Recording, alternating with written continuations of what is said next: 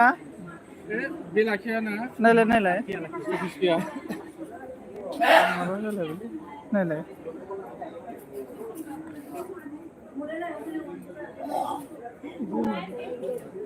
होनबाथ' बेथ' नङा मोनसेया बेथ' दासो थांनाय ना नङा होमबा एसे गाहायना नङा एसे बेग होना हो खनसे बेग होना हो होना होफिननो नङा बेनो जाखायोमोन नामा बेनो जाखायोमोन ना बेग होना होफिनलाय नोङो होना होलाय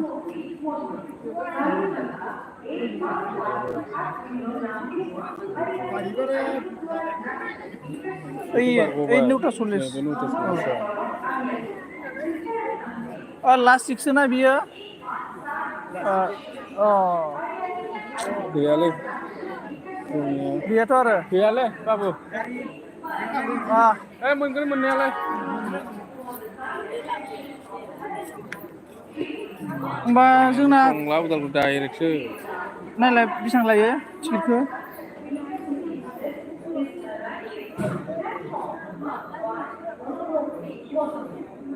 दाम होआखै नामा दाम होआखै माथो ने दाम थानांगौमोनथ' मा दानलायबावनो होनबा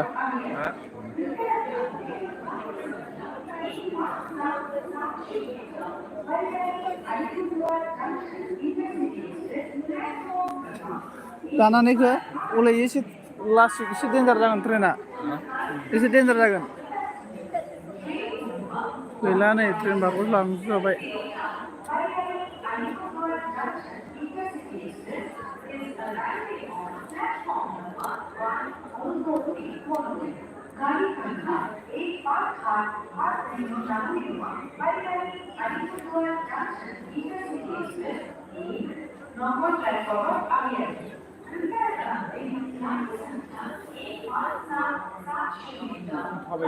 लंजार दे बियो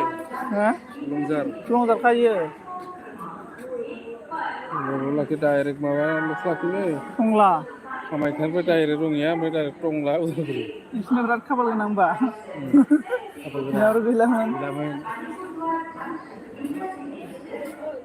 आलुआलाय अबाव गोमाखो जोंनालाय मन्दिरजों हमजालाबायगोनलै बेखौ थांनो लाबोजाया टिकेट दानाबा बैखौ दानना टिकेट दानला जोङो दानलालै ने दानबाथाय 40 थाखासो लाखागोन बे दाम लायो दाम लायो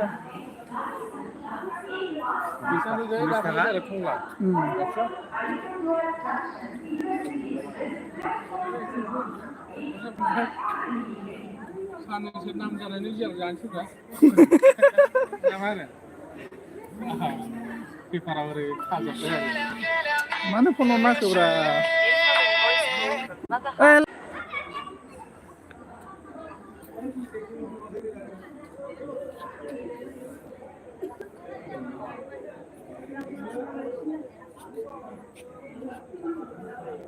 आठथा दसआव हगारगोन मालायखौ साफा खालामबाय फुङावसो खारगोन बियो फुङावसो खारसिगोन बे ट्रेना गथ'फोरा बेला बोरैबा जानानै थांबायलै ट्रेनानो गैलाबा लाखिलाबायो जारलासो लाखिनो आरो हाथारा बे गरेस्वर कन्ट्रिबुलफ्राव बेंथल दांथलावथ' लाखिस्रालानो बबावबा ट्रेनावल' लाखियो सालाखाथिफोराव लाखिनो नागिरा लाबानो गैलानो ट्रेन मोननानै डाइरेक्ट बङाइ ओमफ्राय माबा क'क्राझार ओइ लकेलफोरा लाखियो आरो फिसा लाखियो दहाय फैनायालाय लाखिजोबदों खोमालै दा जों दाख्लैनिफ्राय जाबाय माथो होनबा लासिकखौ नेनाया लासिकबो गैबावामोन जोंना दाख्लैना बेखौबो बारग'जाबावोमोन जोङो 2थायावल' मोनहैलायनायाब्रा नाहरलाबायनो थांनाया जोङो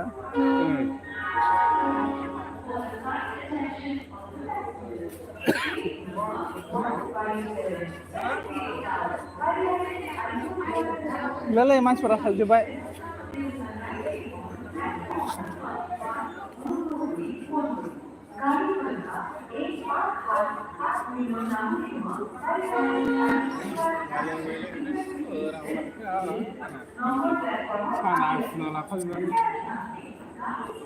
डेन्जार पुलिस थांबायबा नै पिक मोनसे लोंलायना डेन्जार जासिलायनानै दा गोसोबायदि बेरायनो हासै ट्रेना थां नामा अबेबा इखि बेरायनो अबेबाफोर साहाफोर लोंहैनोबा बाहेराव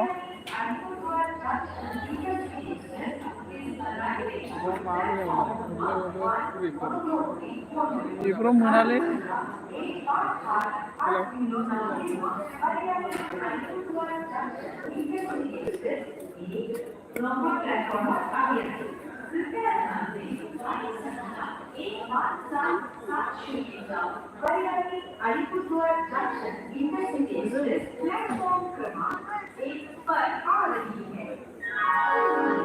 For the kind attention of the passengers, train number 15770 down Goyari Alipurduar Junction Intercity Express is arriving on platform number 1. অনুগ্রহ করে মন করিব গাড়ী সংখ্যা 15870 নামনিমুৱা Goyari Alipurduar Junction Intercity Express 1 number প্লেটফৰ্মত আহি আছে कृपया ध्यान दें गाड़ी संख्या 15770 down Goyari Alipurduar Junction Intercity Express platform क्रमांक 1 पर गारि खारग'जाबाय होमबा गारि ओइलाय दुखु train number 15770 down Goyari Alipurduar Junction Intercity Express is arriving on platform number 1 অনুগ্রহ করে মন করিব গাড়ী সংখ্যা 15870 নামনিমুৱা Goyari जिखुनु जोङो 12था माबा 11:30 ने নম্বর প্ল্যাটফর্ম नङाब्रा मोनहैगोना गाड़ी संख्या 15770 दस मिनिट ने खैथा थांखादोंलै लंजारफा गारिया इंटरसिटी एक्सप्रेस प्लेटफॉर्म क्रमांक माबानो पर खारलांबायानो खोमा खारसिगोन खैथा जाखो 8:16 खारबाय रङिया 9:40 गेला 9:40 बा 10টা 11টাखौनो हमदो 11टा मोनहैगोन आरो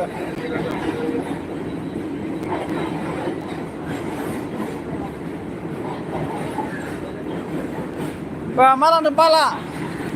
फानखोमायबाय नामा बाला 6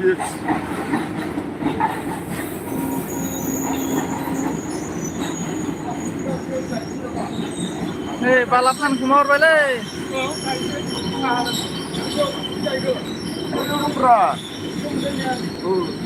बा बालाफोरखौलाय फानखोमा हरजोब्बाय नामाब्रा